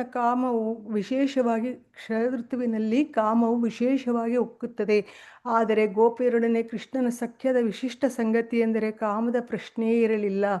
ಇಲ್ಲಿ ನಾವು ಯಾವತ್ತೂ ಎಂದಿಗೂ ಕನಸಲ್ಲೂ ಇದನ್ನು ನಾವು ತಪ್ಪಾಗಿ ತಿಳ್ಕೊಬಾರ್ದು. ಇದು ಕಾಮ ಅಲ್ಲ, ಇದು ಪ್ರೇಮ ಅಂತ ತಿಳ್ಕೊಬೇಕು. ಇದು ಕಾಮ ಅಲ್ಲ, ಇದು ಆಧ್ಯಾತ್ಮಿಕವಾಗಿ ನಡೆದಿರೋದು ರಾಸನೃತ್ಯ. ಭೌತಿಕದಲ್ಲಿ ಜನಗಳಿಗೆ ಬುದ್ಧಿ ಮೂರು ಗುಣಗಳಲ್ಲಿ ಇರ್ತಾರಲ್ವ, ಹಾಗಾಗಿ ಅವರು ಇದನ್ನು ಆ ಥರ ತಿಳ್ಕೊತಾರೆ. ಶುಕಮುನಿಗಳು ಭಾಗವತದಲ್ಲಿ ಸ್ಪಷ್ಟವಾಗಿ ಹೇಳಿರುವಂತೆ ಅದು ಅವರುದ್ಧ ಸೌರತಃ ಎಂದರೆ ಕಾಮವನ್ನು ಸಂಪೂರ್ಣವಾಗಿ ನಿಯಂತ್ರಿಸಲಾಗಿತ್ತು. ಶ್ರೀಕೃಷ್ಣನು ಗೋಪಿಯರೊಂದಿಗೆ ನೃತ್ಯ ಮಾಡುವುದಕ್ಕೂ ಭೌತಿಕ ಜಗತ್ತಿನಲ್ಲಿ ಜೀವಿಗಳು ಮಾಡುವ ಸಾಮಾನ್ಯ ನೃತ್ಯಕ್ಕೂ ವ್ಯತ್ಯಾಸವಿದೆ. ನೋಡಿ, ಅಲ್ಲಿ ಕೃಷ್ಣ ಮಾಡಿರೋದು ರಾಸನೃತ್ಯಕ್ಕೂ ನಾವೆಲ್ಲ ಇಲ್ಲಿ ಮಕ್ಕಳು ದೊಡ್ಡವರೆಲ್ಲ ಮಾಡೋ ಡ್ಯಾನ್ಸ್ಗಳಿಗೂ ತುಂಬಾ ಡಿಫ್ರೆನ್ಸ್ ಇದೆ ಅಂತ ಹೇಳ್ತಾ ಇದ್ದಾರೆ. ರಾಸನೃತ್ಯ ಮತ್ತು ಕೃಷ್ಣ ಗೋಪಿಯರ ಸಹವಾಸ ಇವುಗಳನ್ನು ಕುರಿತು ಬರಬಹುದಾದ ಇನ್ನಷ್ಟು ತಪ್ಪು ತಿಳುವಳಿಕೆಗಳನ್ನು ನಿವಾರಿಸಲು ಶ್ರೀಮದ್ ಭಾಗವತವನ್ನು ಕೇಳುತ್ತಿದ್ದ ಪರೀಕ್ಷಿತ್ ಮಹಾರಾಜನು ಶುಕಮುನಿಗಳಿಗೆ ಹೀಗೆ ಹೇಳಿದನು. ಇದು ಪರೀಕ್ಷಿತ್ ಮಹಾರಾಜ ಶುಕಮುನಿಗಳನ್ನ ಕೇಳ್ತಾನೆ. ಧರ್ಮದ ನಿಯಂತ್ರಕ ತತ್ವಗಳನ್ನು ಸ್ಥಾಪಿಸಲು ಮತ್ತು ಅಧರ್ಮಿಗಳ ದರ್ಪವನ್ನು ಅಡಗಿಸಲು ಕೃಷ್ಣನ ಭೂಮಿ ಮೇಲೆ ಅವತರಿಸಿದನು. ಆದರೆ ಕೃಷ್ಣ ಮತ್ತು ಗೋಪಿಯರ ವರ್ತನೆಯು ಭೌತಿಕ ಜಗತ್ತಿನ ಅಧಾರ್ಮಿಕ ತತ್ವಗಳಿಗೆ ಪ್ರೋತ್ಸಾಹ ಕೊಡಬಹುದು. ನಡುರಾತ್ರಿಯಲ್ಲಿ ಪರಪತ್ನಿಯರ ಸಹವಾಸದಲ್ಲಿ ಸುಖಿಸುತ್ತಾ ಅವನು ಹೀಗೆ ನಡೆದುಕೊಂಡನೆಂಬುದು ನನಗೆ ತುಂಬ ಆಶ್ಚರ್ಯವನ್ನುಂಟು ಮಾಡಿದೆ. ಪರೀಕ್ಷಿತ್ ಮಹಾರಾಜ ದೊಡ್ಡ ಜ್ಞಾನಿ, ಅವನು ಭಗವಂತನ ನೋಡಿರ್ತಾನೆ. ಅವನು ಮಗು ಇದ್ದಾಗಲೇ ಅವನು ಹೇಳ್ತಾ ಇದ್ದಾನೆ, ಭಗವಂತ ಹೇಳಿದ್ದಾನಲ್ಲ ಭಗವದ್ಗೀತೆಯಲ್ಲಿ, ಪರಿತ್ರಾಣಾಯ ಸಾಧುನ ವಿನಾಶಾಯ ದುಷ್ಕೃತಾಮ್ ಅಂತ. ನಾನೆಲ್ಲ ಸಾಧು ಸಂತರನ್ನ ರಕ್ಷಣೆ ಮಾಡೋದಕ್ಕೆ ಬರ್ತೀನಿ, ಅಧರ್ಮಿಗಳನ್ನ ನಾಶ ಮಾಡೋದಕ್ಕೆ ಬರ್ತೀನಿ ಅಂತ. ಆದರೆ ಈ ಥರ ಇದ್ದಾಗ ಈ ಕೃಷ್ಣ ಗೋಪಿಯರ ಜೊತೆ ರಾತ್ರಿ ರಾಸ ನೃತ್ಯ ಮಾಡೋದ್ನಲ್ಲ, ಇದು ಅಧಾರ್ಮಿಕ ತತ್ವಗಳಿಗೆ ಪ್ರೋತ್ಸಾಹ ಕೊಡೋ ಥರ ಆಗುತ್ತಲ್ಲ ಅಂತ ಕೇಳ್ತಾ ಇದ್ದಾನೆ. ಇದು ನಂಗೆ ತುಂಬ ಆಶ್ಚರ್ಯ ಆಗ್ತಾ ಇದೆ ಅಂತ. ಶುಕಮುನಿಗಳು ಪರೀಕ್ಷಿತ್ ಮಹಾರಾಜನ ಈ ಮಾತುಗಳನ್ನು ಬಹುವಾಗಿ ಮೆಚ್ಚಿಕೊಂಡರು. ಅವ್ರಿಗೂ ಖುಷಿ ಆಗುತ್ತೆ ಈ ಕೇಳಿದ್ದಕ್ಕೆ, ನಮ್ಮಂಥವ್ರಿಗೆ ಸರಿಯಾಗಿ ಉತ್ತರ ಕೊಡೋದಕ್ಕೆ. ಕೃಷ್ಣನ ಸ್ಥಾನದಲ್ಲಿ ತಾವು ಇದ್ದು ತರುಣಿಯರ ಮತ್ತು ಸ್ತ್ರೀಯರ ಸಹವಾಸವನ್ನು ಸೈವ ಮಾಯವಾದಿ ನಿರಾಕಾರವಾದಿಗಳ ಹೇಯ ಕೃತ್ಯಗಳು ನಡೆಯುವ ಮೊದಲೇ ಶುಕಮುನಿಯವರ ಉತ್ತರವು ಅವುಗಳನ್ನು ಕೊಟ್ಟಿತ್ತು. ಅವರು ಹೇಳ್ತಾರೆ ಕರೆಕ್ಟಾಗಿ, ಕೃಷ್ಣನ ಸ್ಥಾನದಲ್ಲಿ ಅವರಿದ್ದು. ಮೂಲ ವೈದಿಕ ಆದೇಶಗಳು ಯಾವ ಪುರುಷನೂ ತನ್ನ ಹೆಂಡತಿಯನ್ನು ಬಿಟ್ಟು ಬೇರೆ ಯಾವ ಹೆಂಗಸಿನೊಂದಿಗೂ ಕಾಮತೃಪ್ತಿಯನ್ನು ಪಡೆದುಕೊಳ್ಳಲು ಒಪ್ಪಿಗೆ ಕೊಡುವುದಿಲ್ಲ. ವೈದಿಕ ಸಾಹಿತ್ಯದಲ್ಲಿ ಇದು ಎಲ್ಲ ಸಂಸ್ಕೃತಿ, ಪ್ರತಿಯೊಂದು ಪುಸ್ತಕ ಯಾವುದೇ ಆಗಲಿ, ನಾವು ಧರ್ಮ ಪಾಲನೆ ಮಾಡ್ಕೊಂಡು ಬಂದಿರೋದ್ರಲ್ಲಿ ಒಬ್ಬ ಗಂಡ ಹೆಂಡತಿ ಅಂತ ಹೇಳ್ತೀವಲ್ಲ, ಹೀಗೆ ಅವರವರು ಇದರಲ್ಲೇ ಇರಬೇಕು. ಅವರು ಮನೆಯಿಂದ ಹೊರಗೆ ಹೋಗಬಾರ್ದು ಬೇರೆ ಇವ್ರ ಜೊತೆ ಎಲ್ಲ ಸಂಪರ್ಕ ಮಾಡೋದಕ್ಕೆ ಅಂತ ಹೇಳ್ತಾ ಇದ್ದಾರೆ. ಕೃಷ್ಣನು ಗೋಪಿಯರನ್ನು ಮೆಚ್ಚಿಕೊಂಡ ರೀತಿಯಿಂದ ಈ ಆದೇಶಗಳ ಸ್ಪಷ್ಟ ಉಲ್ಲಂಘನೆಯಾದಂತೆ ಕಂಡಿತು. ಇಲ್ಲೇನಾಗುತ್ತೆ, ಗೋಪಿಯರೆಲ್ಲ ಅವರವರು ಭೌತಿಕವಾಗಿ ಅವ್ರಿಗೆ ಗಂಡಂದ್ರಿದ್ರೂ ಕೂಡ ಇಲ್ಲಿ ಭಗವಂತನ ಹತ್ರ ಹೋಗ್ತಾರಲ್ಲ, ಕೃಷ್ಣನ ಹತ್ರ ಹೋಗ್ತಾರೆ, ನೀನೇ ಗಂಡ ಆಗಬೇಕು ಅಂತ ಪೂಜೆನೂ ಮಾಡಿರ್ತಾರಲ್ಲ. ಈ ಥರ ಮಾಡಿರೋದು ಅದು ಉಲ್ಲಂಘನೆ ಮಾಡ್ದಂಗೆ ಅನಿಸುತ್ತೆ. ಶುಕಮುನಿಗಳಿಂದ ಪರೀಕ್ಷಿತ್ ಮಹಾರಾಜನು ಸಮಗ್ರ ಸನ್ನಿವೇಶವನ್ನು ಅರ್ಥ ಮಾಡಿಕೊಂಡನು. ಆದರೂ ಕೃಷ್ಣ ಮತ್ತು ಗೋಪಿಯರ ರಾಸ ನೃತ್ಯದ ಅಲೌಕಿಕ ಸ್ವರೂಪವನ್ನು ಸ್ಪಷ್ಟ ಮಾಡಲು ತನ್ನ ಆಶ್ಚರ್ಯವನ್ನು ವ್ಯಕ್ತ ಮಾಡಿದನು. ಇನ್ನು ಅವನಿಗೆ ಆಶ್ಚರ್ಯ ಆಗ್ತಾ ಇರುತ್ತೆ, ಇದು ಹೇಗೆ ಅಂತ ಹೇಳಿ. ಪ್ರಾಕೃತ ಸಹಜೀಯರು ಸ್ವೇಚ್ಛೆಯಾಗಿ ಸ್ತ್ರೀಯರ ಸಹವಾಸದಲ್ಲಿರುವುದನ್ನು ತಡೆಯಲು ಇದು ಬಹು ಮುಖ್ಯವಾದದ್ದು. ಅಂದರೆ ಬೇರೆಯವರು ಸಹಜೀಯರು ಇರ್ತಾರಲ್ಲ, ಅವರು ಈ ಒಳಗೊಂದು ಹೊರಗೊಂದು ಇರ್ತಾರೆ. ಅವರು ಯಾವಾಗಲೂ ಅವರು ಹೃದಯದಲ್ಲಿ ಶುದ್ಧರಿರೋದಿಲ್ಲ. ಸೊ ಅವ್ರದ್ದು ಈ ಥರದೆಲ್ಲ ತಡೆಯೋದಕ್ಕೋಸ್ಕರ ಇದು ಹೇಳಬೇಕಾಗಿರುತ್ತೆ ಇವರಿಗೆ, ಶುಕಮುನಿಗಳಿಗೆ. ತನ್ನ ಮಾತಿನಲ್ಲಿ ವಿವರಿಸಬೇಕಾದ ಹಲವು ಮುಖ್ಯ ಪದಗಳನ್ನು ಪರೀಕ್ಷಿತ್ ಮಹಾರಾಜನು ಬಳಸಿದ್ದಾನೆ. ಮೊದಲನೆಯ ಪದ ಜುಗುಪ್ಸಿತಂ ಎಂದರೆ ಜುಗುಪ್ಸೆ ಹುಟ್ಟಿಸುವಂಥದ್ದು, ತಲೆಯಲ್ಲಿ ಯೋಚನೆ, ಆಮೇಲೆ ಒಂಥರ ಕಳವಳ, ಪ್ರಶ್ನೆ ಕೇಳಬೇಕು ಅನ್ನೋದು ಜುಗುಪ್ಸೆ ಅಂತಾರೆ. ಪರೀಕ್ಷಿತ್ ಮಹಾರಾಜನ ಮೊದಲನೆಯ ಸಂದೇಶ ಹೀಗಿದೆ: ಕೃಷ್ಣನು ಧಾರ್ಮಿಕ ತತ್ವಗಳ ಸಂಸ್ಥಾಪನೆಗಾಗಿ ಅವತರಿಸಿ ಬಂದ ದೇವೋತ್ತಮ ಪರಮಪುರುಷ. ನಾವೆಲ್ಲ ಒಪ್ಕೋತೀವಲ್ವ, ನಮಗೆಲ್ಲರಿಗೂ ಗೊತ್ತು. ಹೀಗಿರುವಾಗ ನಡುರಾತ್ರಿಯಲ್ಲಿ ಪರಪತ್ನಿಯರೊಂದಿಗೆ ನೃತ್ಯ, ಆಲಿಂಗನ ಮತ್ತು ಚುಂಬನಗಳನ್ನು ಸವಿದಿದ್ದು ಏಕೆ? ವೈದಿಕ ಆದೇಶಗಳ ಪ್ರಕಾರ ಇದಕ್ಕೆ ಅನುಮತಿ ಇಲ್ಲ. ಗೋಪಿಯರು ಮೊಟ್ಟಮೊದಲು ತನ್ನೆಡೆಗೆ ಬಂದಾಗ ಅವರಿಗೆ ಮನೆಗಳಿಗೆ ಹಿಂದಿರುಗುವಂತೆ ಆದೇಶ ಮಾಡಿದನು. ಹಿಂದೆ ನಾವು ಓದಿದ್ದೀವಲ್ಲ, ಇದು ಕೇಳಿದ್ದೀವಿ, ತಿಳ್ಕೊಂಡಿದ್ದೀವಲ್ಲ, ಇದು ನೀವೆಲ್ಲ ನಿಮ್ಮ ಮನೆಗಳಿಗೆ ಹೊರಟೋಗಿ ಅಂತ. ಆದರೆ ಅವರು ಇಲ್ಲ, ಅವರು ಅಷ್ಟು ಭಗವಂತನ ಮೇಲೆ ಭಕ್ತಿ ಸೇವೆ ಮಾಡ್ತಿರ್ತಾರೆ, ಭಕ್ತಿ ಇಟ್ಟಿರ್ತಾರೆ. ಹಾಗಾಗಿ ಅವರು ಇಲ್ಲ, ನಾವು ಹೋಗೋದಿಲ್ಲ ಅಂತೆಲ್ಲ ಹೇಳ್ತಾರಲ್ಲ. ಪರಪತ್ನಿಯರನ್ನು ಅಥವಾ ತರುಣಿಯರನ್ನು ಕರೆದು ಅವರೊಂದಿಗೆ ನೃತ್ಯವನ್ನು ಸವಿಯುವುದು ವೇದಗಳ ಪ್ರಕಾರ ಜುಗುಪ್ಸೆಯನ್ನುಂಟು ಮಾಡುವಂಥದ್ದು. ಹೀಗೆ ಈ ಥರ ಮಾಡೋದು ಜುಗುಪ್ಸೆ ಆಗುತ್ತೆ ಅಂತ ಹೇಳ್ತಾರೆ. ಇದನ್ನು ಕೃಷ್ಣನ್ ಏಕೆ ಮಾಡಬೇಕಾಗಿತ್ತು ಅಂತ ಪ್ರಶ್ನೆ. ಇಲ್ಲಿ ಬಳಸಿರುವ ಇನ್ನೊಂದು ಪದ ಆಪ್ತಕಾಮ. ತರುಣಿಯರೊಡನೆ ಕೃಷ್ಣನು ಕಾಮದಿಂದ ನಡೆದುಕೊಂಡನೆಂದು ಕೆಲವರು ಭಾವಿಸಬಹುದು. ಆದರೆ ಪರೀಕ್ಷಿತ್ ಮಹಾರಾಜನು ಇದು ಸಾಧ್ಯವಲ್ಲ ಎಂದು ಹೇಳಿದನು. ಕೃಷ್ಣನು ಕಾಮಿಯಾಗಲಾರ. ಮೊದಲನೆಯದಾಗಿ ವ್ಯಾವಹಾರಿಕ ಲೆಕ್ಕಾಚಾರದಂತೆ ಅವನಿಗೆ 8 ವರ್ಷ ವಯಸ್ಸು ಮಾತ್ರ. ನಾವೆಲ್ಲೂ ಕೃಷ್ಣಂದು ವಯಸ್ಸಾಗಿರೋ ಪಿಕ್ಚರು ಎಲ್ಲೂ ನೋಡೇ ಇಲ್ಲ ನಾವು. ನೋಡಿದ್ದೀವ? ಇಲ್ಲ. ಮಹಾಭಾರತ ಯುದ್ಧದಲ್ಲೂ ಒಂದು 18 ವರ್ಷದ ತರುಣನ ಥರ ಇರ್ತಾನೆ. ಸೊ ಹಾಗಾಗಿ ಇಲ್ಲಿ ಹೇಳ್ತಾ ಇದ್ದಾರೆ ಲೆಕ್ಕಾಚಾರದ್ದು ಅದು ಏಜ್ ನಮ್ಮದು ಕಲಿಯುಗದ್ದಲ್ಲ, ಲೆಕ್ಕಾಚಾರದ ಪ್ರಕಾರ ಅವನಿಗೆ 8 ವರ್ಷದ ವಯಸ್ಸು ಮಾತ್ರ ಅಂತ ಹೇಳ್ತಾ ಇದ್ದಾರೆ. ಈ ವಯಸ್ಸಿನ ಹುಡುಗನು ಕಾಮಿ ಆಗಲ್ಲ. 8 ವರ್ಷದ ಹುಡುಗ ಕಾಮದಿಂದ ಏನು ಮಾಡೋಕ್ಕೆ ಸಾಧ್ಯ? ಆಗ್ತಾನ? ಇಲ್ಲ. ಆಪ್ತ ಕಾಮ ಎಂದರೆ ದೇವೋತ್ತಮ ಪರಮಪುರುಷನು ಸ್ವಯಂ ತೃಪ್ತನು, ಅಂದರೆ ಆತ್ಮಾರಾಮ. ಅವನು ತನಗೆ ತಾನೇ ತೃಪ್ತಿ, ಅವನಿಗೆ ಯಾರಿಂದನೂ ಸಂತೋಷ ಇದು ಬೇಕಾಗಿಲ್ಲ. ಅವನಿಗೆ ಕಾಮವಿದ್ದರೂ ಅವನ ತೃಪ್ತಿಗೆ ಇತರರ ಸಹಾಯದ ಅಗತ್ಯವಿಲ್ಲ. ನೋಡಿ, ಇಲ್ಲೇ ಹೇಳಿದ್ದಾರೆ, ಬೇರೆ ಯಾರ್ದೂ ಅವನಿಗೆ ಸಹಾಯ ಬೇಕಾಗಿಲ್ಲ ತಾನು ಖುಷಿ ಪಡೋದಕ್ಕೆ ಅಂತ ಹೇಳಿ. ಇದನ್ನು ಇನ್ನೊಂದು ಅಂಶವೆಂದರೆ ಅವನು ಸ್ವತಃ ಕಾಮಿಯಾಗಿಲ್ಲದಿದ್ದರೂ ಗೋಪಿಯರ ಕಾಮದಿಂದ ಅವನು ಪ್ರಚೋದಿತನಾಗಿರಬಹುದು. ಆದರೆ ಪರೀಕ್ಷಿತ್ ಮಹಾರಾಜನು ಇನ್ನೊಂದು ಶಬ್ದವನ್ನು ಬಳಸಿದನು. ಯದುಪತಿ, ಯದುವಂಶದಲ್ಲಿ ಅತ್ಯುನ್ನತ ವ್ಯಕ್ತಿ ಕೃಷ್ಣ ಎಂದು ಇದು ಸೂಚಿಸುತ್ತದೆ. ಯದುಕುಲದ ಅರಸರು ಬಹು ದೈವಭಕ್ತರು ಎಂದು ಜನರ ಭಾವನೆ. ಪರೀಕ್ಷಿತ್ ಮಹಾರಾಜರು ಇನ್ನೊಂದು ಉಪಯೋಗಿಸ್ತಾರೆ, ಏನಂದರೆ ಯದುಪತಿ ಅಂತ, ಅಂದರೆ ಯದುವಂಶದಲ್ಲಿ ಅತಿ ಉನ್ನತ ವ್ಯಕ್ತಿ ಅಂತ ಕೃಷ್ಣ ಇದು. ಸೊ ಹಾಗಾಗಿ ಆ ಯದುಕುಲದ ಅರಸರು ಅಂದರೆ ರಾಜರು ಅಷ್ಟು ದೈವಭಕ್ತರಾಗಿರ್ತಾರೆ ಅಂತ ಹೇಳ್ತಾ ಇದ್ದಾರೆ. ಅವರ ಸಂತತಿಯವರು ಹಾಗೇ ಇದ್ದರು, ಹೋಲ್ ವಂಶ ಫುಲ್ ಹಾಗೇ ಇದ್ರಂತೆ. ಈ ವಂಶದಲ್ಲಿ ಹುಟ್ಟಿದ ಕೃಷ್ಣನು ಗೋಪಿಯರಿಂದಲೇ ಅಗಲಿ ಪ್ರಚೋದಿತನಾಗುವುದು ಹೇಗೆ ಸಾಧ್ಯ ಅಂತ ಕೇಳ್ತಾ ಇದ್ದಾರೆ. ಆದುದರಿಂದ ಜುಗುಪ್ಸೆ ತರುವಂತಹುದು ಏನನ್ನೂ ಕೃಷ್ಣನು ಮಾಡುವುದು ಸಾಧ್ಯವಿಲ್ಲ. ಹಾಗಾಗಿ ಕೃಷ್ಣ ಮೊದಲನೇದು ಅವನು ಇನ್ನೂ 8 ವರ್ಷ ಲೆಕ್ಕಾಚಾರದ ಪ್ರಕಾರ. ನೆಕ್ಸ್ಟ್ ಅವನು ಯದುಪತಿ ಆ ವಂಶ ಫುಲ್, ಆ ಹೋಲ್ ಕ್ಲಾನ್, ಹೋಲ್ ಇದು ಅವ್ರ ದೈವ ಭಕ್ತರು. ಹಾಗಾಗಿ ಇಂತಹ ಒಂದು ಕ್ವಾಲಿಟೀಸ್ ಒಂದೆಲ್ಲ ಇದ್ದಾಗ ಅವನು ಹೇಗೆ ಈ ಥರ ಪ್ರಚೋದಿತ ಮಾಡೋದು, ಕಾಮದಲ್ಲಿ ಉಳಿಯೋದು ಅಂತೆಲ್ಲ ಕೇಳ್ತಾ ಇದ್ದಾರೆ. ಆದ್ದರಿಂದ ಜುಗುಪ್ಸೆ ತರುವಂಥದ್ದು ಏನನ್ನೂ ಕೃಷ್ಣನು ಮಾಡಲು ಸಾಧ್ಯವೇ ಇಲ್ಲ ಎಂದು ನಿರ್ಣಯಕ್ಕೆ ಬರಬೇಕಾಗುತ್ತದೆ. ಆದರೆ ಕೃಷ್ಣನು ಈ ರೀತಿಯಲ್ಲಿ ಏಕೆ ನಡೆದುಕೊಂಡ ಎಂದು ಪರೀಕ್ಷಿತ್ ಮಹಾರಾಜನಿಗೆ ಸಂದೇಹವಾಯಿತು. ಆದರೂ ಕೂಡ ಇನ್ನೂ ಅವನಿಗೆ ಡೌಟ್ ಇರುತ್ತೆ ಪರೀಕ್ಷಿತ್ ಮಹಾರಾಜನಿಗೆ. ಇಷ್ಟೆಲ್ಲ ಅವನಿಗೆ ಇದ್ರೂ ಕೂಡ ಯಾಕೆ ಭಗವಂತ ಹೀಗೆ ನಡ್ಕೊಂಡ ಅಂತ. ಕೃಷ್ಣನ ನಿಜವಾದ ಉದ್ದೇಶವೇನು? ಶುಕಮುನಿಯವರೊಂದಿಗೆ ಮಾತನಾಡಿದಾಗ ಪರೀಕ್ಷಿತ್ ಮಹಾರಾಜನು ಬಳಸಿದ ಇನ್ನೊಂದು ಶಬ್ದ ಸುವ್ರತ. ಹೇಗೆಂದರೆ ಪುಣ್ಯ ಕಾರ್ಯಗಳನ್ನು ಮಾಡೋ ವ್ರತ. ವ್ರತ ಅಂದರೆ ನಾವು ಮಾಡೋ ಆಚರಣೆಗಳು, ಧಾರ್ಮಿಕ ಆಚರಣೆಗಳು. ಅಂದರೆ ಒಳ್ಳೆಯದು, ಎಲ್ಲದಕ್ಕೂ ಅನ್ನೋ ಅಕ್ಷರ ಒಳ್ಳೆಯದು, ಸುಭಾಷಿತ ಆ ಥರ ಹೇಳ್ತೀವಲ್ಲ ಹಾಗೆ ಸುವ್ರತ. ಹೀಗೆಂದರೆ ಪುಣ್ಯ ಕಾರ್ಯಗಳನ್ನು ಮಾಡುವ ವ್ರತ. ಶುಕಮುನಿಗಳು ವಿದ್ವಾಂಸರು, ಬ್ರಹ್ಮಚಾರಿ. ಈ ಸನ್ನಿವೇಶದಲ್ಲಿ ಅವರು ಕಾಮದಲ್ಲಿ ಪ್ರವೃತ್ತರಾಗುವಂತಿಲ್ಲ. ಬ್ರಹ್ಮಚಾರಿಗಳಿಗೆ ಇದು ನಿಷಿದ್ಧ.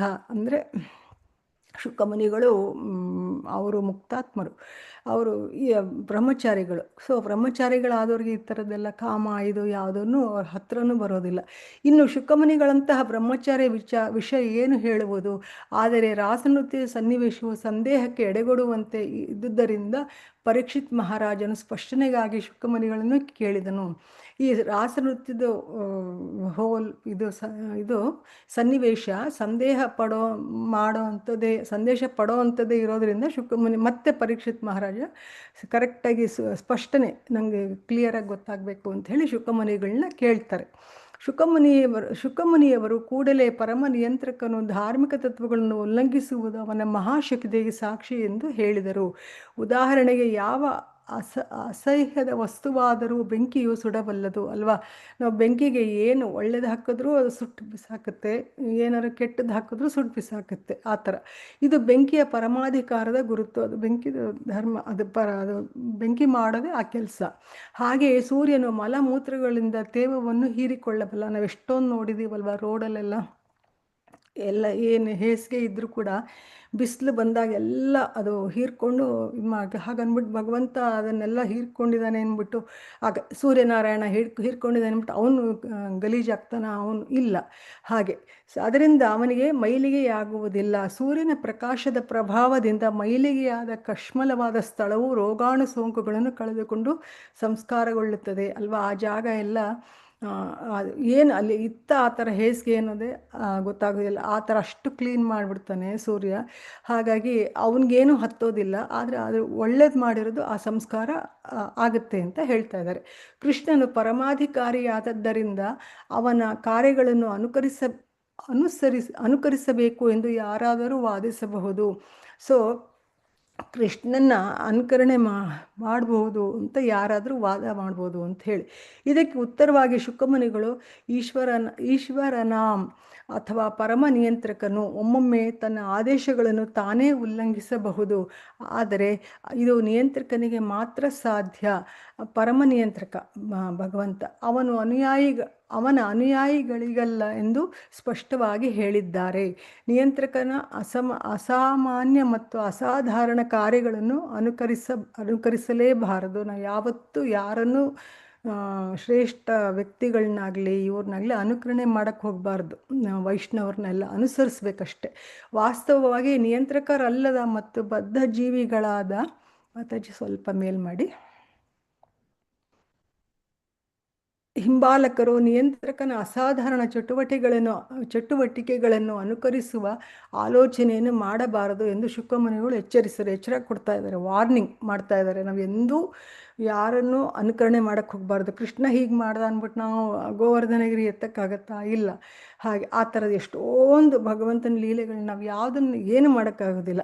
ಮಾಯಾವಾದಿ ತತ್ವಶಾಸ್ತ್ರಜ್ಞರು ತಾನೇ ದೇವರು ಅಥವಾ ಕೃಷ್ಣ ಎಂದು ಸುಳ್ಳಾಗಿ ಹೇಳಿಕೊಳ್ಳಬಹುದು. ಹೇಳ್ತಾರಲ್ವ, ನಾನೇ ದೇವರು, ನನಗೆ ಶಕ್ತಿ ಇದೆ, ಅದಿದೆ ಅಂತ. ಆದರೆ ಅವನು ವಾಸ್ತವವಾಗಿ ಕೃಷ್ಣನು ಮಾಡಿದ ಕಾರ್ಯಗಳನ್ನು ಮಾಡೋಕ್ಕಾಗತ್ತಾ? ಯಾರಿಗೂ ಆಗೋದೇ ಇಲ್ಲ. ರಾಸನೃತ್ಯವನ್ನು ಹುಸಿಯಾಗಿ ಅನುಕರಿಸುವಂತೆ ಅವನು ತನ್ನ ಹಿಂಬಾಲಕರನ್ನು ಒಪ್ಪಿಸಬಹುದು. ರಾಸನೃತ್ಯನ ಅನುಕರಣೆ ಮಾಡೋಣ ಅಂಥೇಳಿ ಅವನ ಹಿಂದೆ ಇರ್ತಾರಲ್ಲ ಚೇಲಾಗಳು, ಅವ್ರನ್ನೆಲ್ಲ ಒಪ್ಪಿಸ್ಬೋದು. ಆದರೆ ಕೃಷ್ಣರೆಂದು ನಟಿಸಿ ತಮ್ಮ ಹಿಂಬಾಲಕರಿಗೆ ಭ್ರಮೆಯನ್ನುಂಟು ಮಾಡಿದ ಮಾಯಾವಾದಿ ನೀಚರ ಹಲವಾರು ಅನುಭವಗಳು ನಮಗಿವೆ. ಅನೇಕ ಸಂದರ್ಭಗಳಲ್ಲಿ ಸರ್ಕಾರವು ಅವರನ್ನು ತಡೆದು ಬಂಧಿಸಿ ಶಿಕ್ಷಿಸಿದೆ. ನೋಡಿ, ಗೌರ್ಮೆಂಟ್ ಇದಕ್ಕೂ ಬಂದಿದೆಯಂತೆ, ನನಗಿದು ಗೊತ್ತಿಲ್ಲ. ಪುಸ್ತಕ ಬರೆದಾಗ ಶ್ರೀಲ ಪ್ರಭುಪಾದರು ಹೇಳಿದಾರಲ್ಲ ಇಲ್ಲಿ. ಅನೇಕ ಸಂದರ್ಭಗಳಲ್ಲಿ ಸರ್ಕಾರವು ಅವರನ್ನು ತಡೆದು ಬಂಧಿಸಿ ಶಿಕ್ಷಿಸಿದೆ.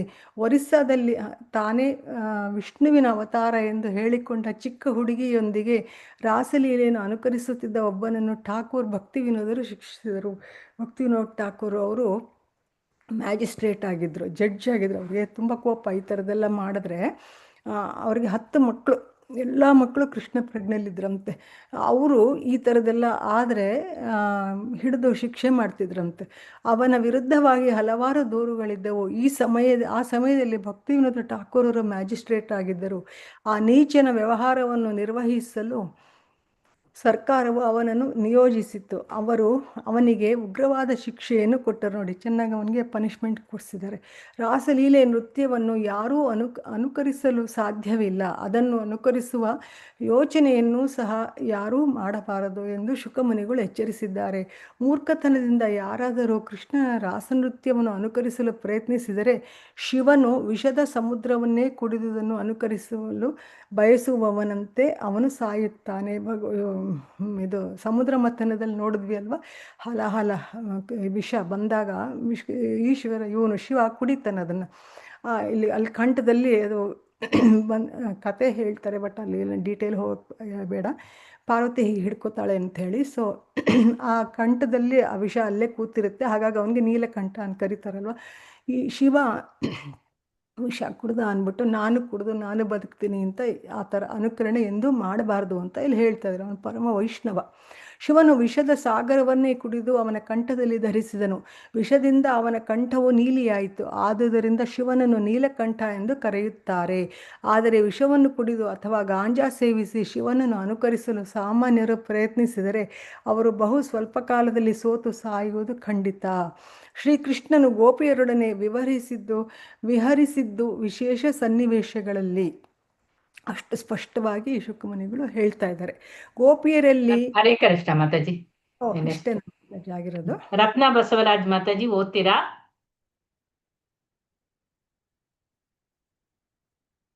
ರತ್ನ ಮಾತಾಜಿ ಓದ್ತೀನಿ ಮಾತಾಜಿ. ಓದಿ.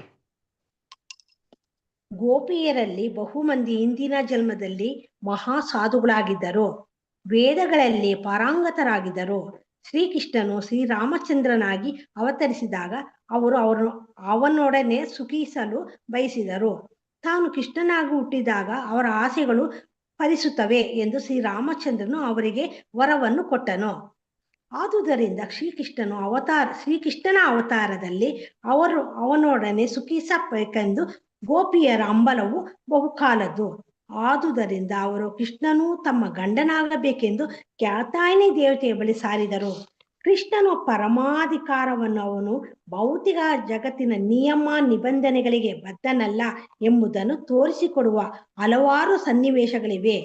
ವಿಶೇಷ ಸಂದರ್ಭಗಳಲ್ಲಿ ಭಕ್ತರು ಕೃಪೆ ಮಾಡಲು ಅವನು ತನ್ನ ಇಚ್ಛೆಯಂತೆ ನಡೆಯುತ್ತಾನೆ. ಇದು ಅವನಿಗೆ ಮಾತ್ರ ಸಾಧ್ಯ, ಏಕೆಂದರೆ ಅವನು ಪರಮ ನಿಯಂತ್ರಕ. ಸಾಮಾನ್ಯವಾಗಿ ಜನರು ಭಗವದ್ಗೀತೆಯಲ್ಲಿ ಕೃಷ್ಣನು ಮಾಡಿದ ಉಪದೇಶವನ್ನು ಅನುಸರಿಸಬೇಕು. ರಾಸ ನೃತ್ಯದಲ್ಲಿ ಕೃಷ್ಣನನ್ನು ಅನುಕರಿಸುವ ಯೋಜನೆಯನ್ನೇ ಮಾಡಬಾರದು. ಗೋವರ್ಧನಗಿರಿಯನ್ನು ಕೃಷ್ಣನು ಎತ್ತಿದ್ದು ಪೂತನಿಯಂತಹ ಮಹಾರಾಕ್ಷಸಿಯನ್ನು ಕೊಂದದ್ದು ಇವೆಲ್ಲ ಸ್ಪಷ್ಟವಾಗಿ ಅಸಾಧಾರಣ ಕಾರ್ಯಗಳು. ಹಾಗೆಯೇ ರಾಸನೃತ್ಯವು ಅಸಾಧಾರಣ ಸಂಗತಿ. ಇದನ್ನು ಯಾವ ಸಾಮಾನ್ಯ ಮನುಷ್ಯನೂ ಅನುಕರಿಸಲು ಸಾಧ್ಯವಿಲ್ಲ. ಅರ್ಜುನನಂತೆ ತನ್ನ ವೃತ್ತಿಯ ಕರ್ತವ್ಯಗಳಲ್ಲಿ ನಿರತನಾದವನು ಕೃಷ್ಣನಿಗೆ ಒಪ್ಪಿಗೆ ಆಗುವಂತೆ ತನ್ನ ಕರ್ತವ್ಯವನ್ನು ಮಾಡಬೇಕು. ಅದು ಅವನ ಕೈಯಲ್ಲಿ ಇದೆ. ಅರ್ಜುನನು ಯೋಧ. ತನ್ನ ತೃಪ್ತಿಗಾಗಿ ಅವನು ಯುದ್ಧ ಮಾಡಬೇಕೆಂದು ಕೃಷ್ಣನು ಬಯಸಿದ. ಮೊದಲು ಯುದ್ಧ ಮಾಡಲು ಅರ್ಜುನನು ಇಷ್ಟವಿಲ್ಲದಿದ್ದರೂ ಅನಂತರ ಒಪ್ಪಿಕೊಂಡ. ಸಾಮಾನ್ಯ ಜನರು ತಮ್ಮ ಕರ್ತವ್ಯಗಳನ್ನು ಮಾಡಬೇಕು. ಅವರು ಮೇಲೆ ಎಗರಿ ಕೃಷ್ಣನನ್ನು ಅನುಕರಿಸಲು ಪ್ರಯತ್ನಿಸಿ ರಾಸಲೀಲೆಯಲ್ಲಿ ತೊಡಗಿ ತಮ್ಮ ವಿನಾಶವನ್ನು ತಂದುಕೊಳ್ಳಬಾರದು. ಕೃಷ್ಣನಿಗೆ ಯಾವುದೇ ಬಗೆಯ ವೈಯಕ್ತಿಕ ಆಸಕ್ತಿ ಇರಲಿಲ್ಲ ಎನ್ನುವುದನ್ನು ನಾವು ಖಂಡಿತವಾಗಿ ತಿಳಿದುಕೊಳ್ಳಬೇಕು.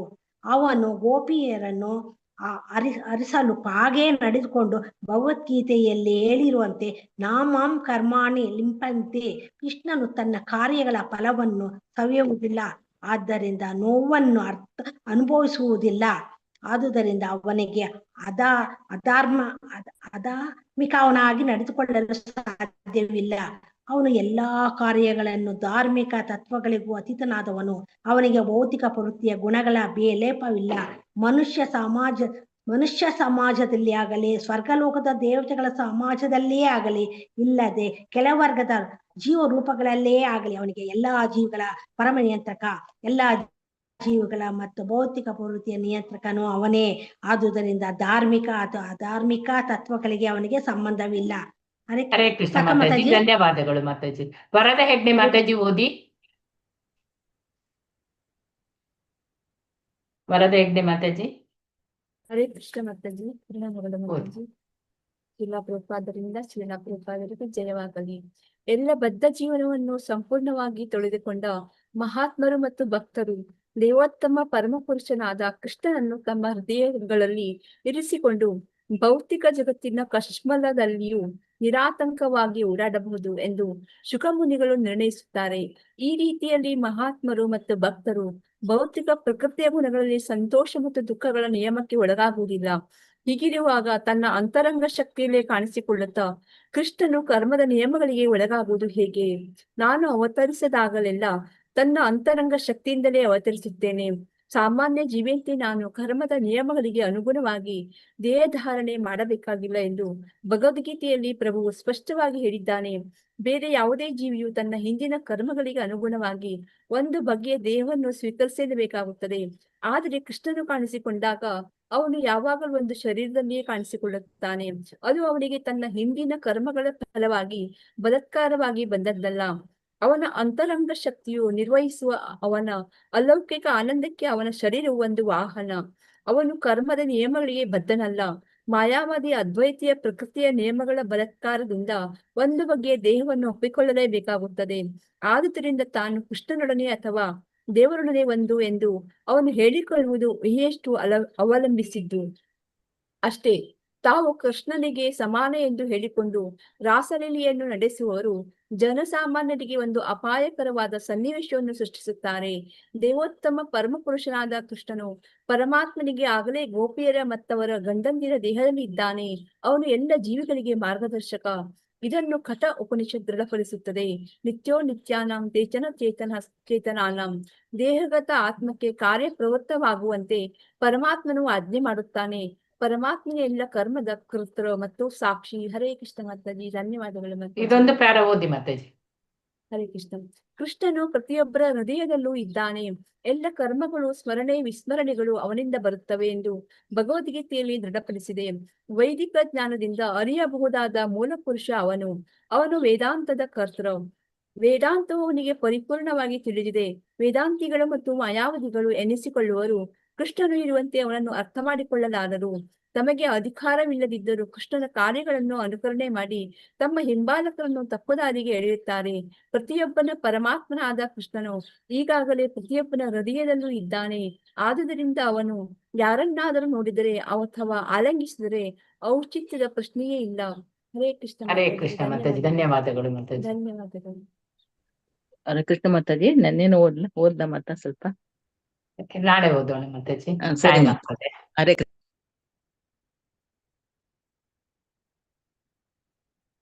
ಮಾತಾಜಿ ಉಷಾ ಮಾತಾಜಿ.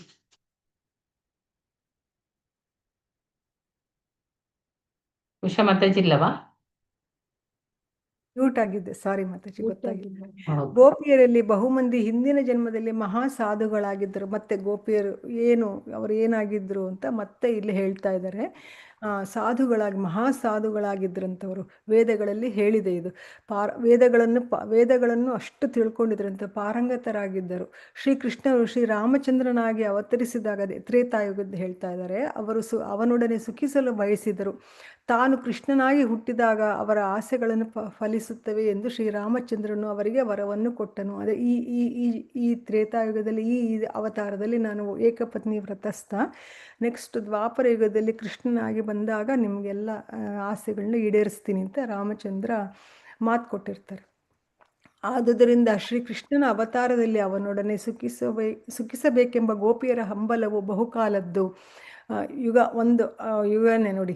ಆದುದರಿಂದ ಅವರು ಕೃಷ್ಣನು ತಮ್ಮ ಗಂಡನಾಗಬೇಕೆಂದು ಕಾತ್ಯಾಯಿನಿ ದೇವಿಯ ಬಳಿ ಸಾರಿದರು. ಕೃಷ್ಣನ ಪರಮಾಧಿಕಾರವನ್ನು ಅವನು ಭೌತಿಕ ಜಗತ್ತಿನ ನಿಯಮ ನಿಬಂಧನೆಗಳಿಗೆ ಬದ್ಧನಲ್ಲ ಎಂಬುದನ್ನು ತೋರಿಸಿಕೊಡುವ ಹಲವಾರು ಸನ್ನಿವೇಶಗಳಿವೆ. ಅಂದರೆ ಅವನೇ ಪರಮೇಶ್ವರ, ಅವನೇ ಎಲ್ಲದೂ ನಿಯಂತ್ರಕ.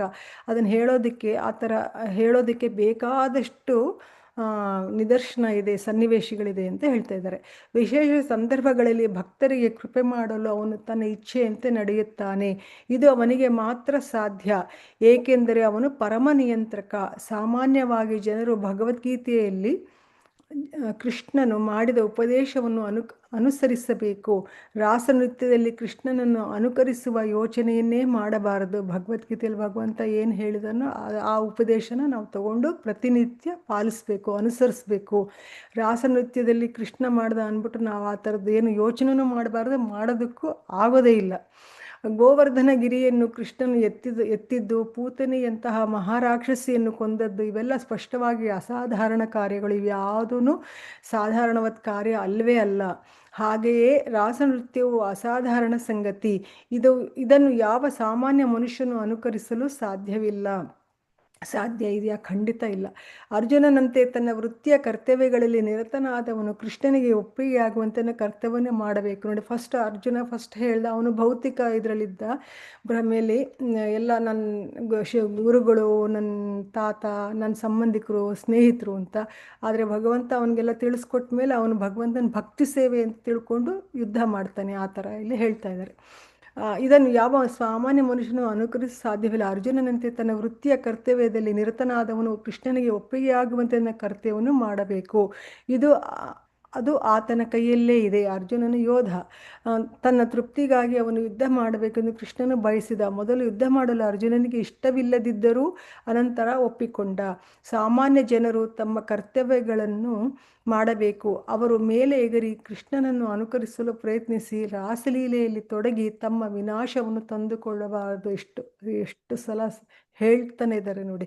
ಈ ಥರ ಯಾವ ವಿಚಾರನೂ ನಾವು ಮಾಡಬಾರ್ದು, ಮಾಡಕ್ಕೆ ಹೋದರೆ ನಮ್ದು ವಿನಾಶ ಆಗುತ್ತೆ ಅಂತ.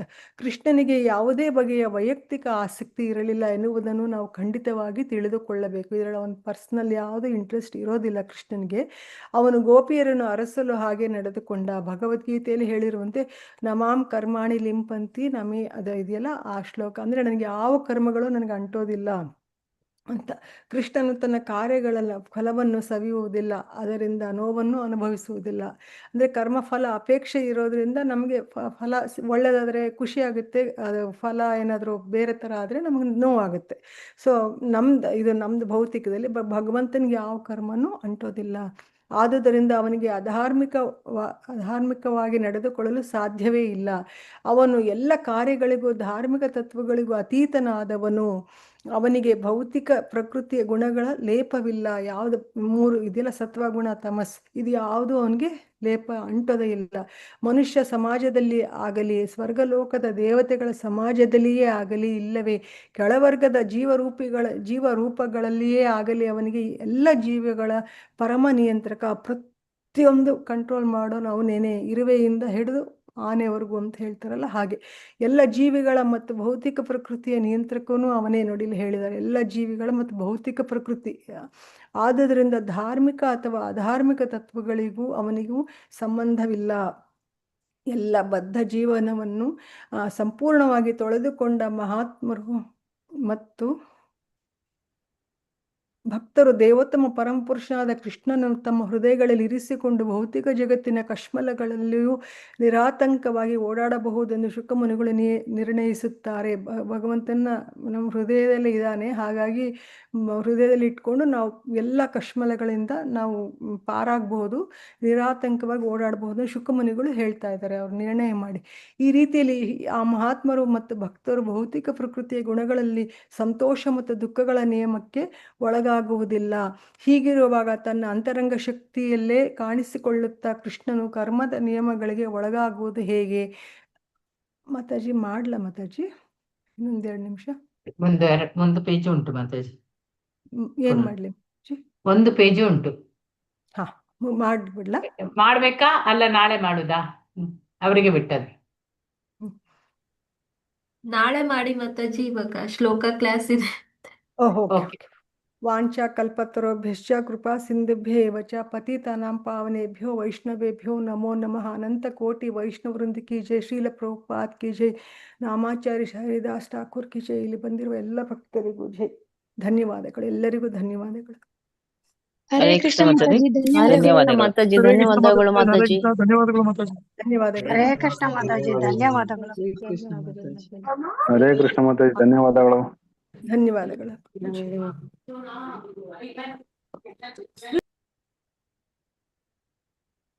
ಅಟೆಂಡೆನ್ಸ್ ಹಾಕಿದೆಯಲ್ಲ ಎಲ್ಲರದು? ಹೌದು ಮಾತಾಜಿ, ಧನ್ಯವಾದ ಮಾತಾಜಿ ಎಲ್ಲರಿಗೂ. ಧನ್ಯವಾದಗಳು ನಿಮ್ಗೂ ಕೂಡ. ಓಕೆ, ಹರೇ ಕೃಷ್ಣ. ಧನ್ಯವಾದಗಳು ಮಾತಾಜಿ, ಧನ್ಯವಾದ.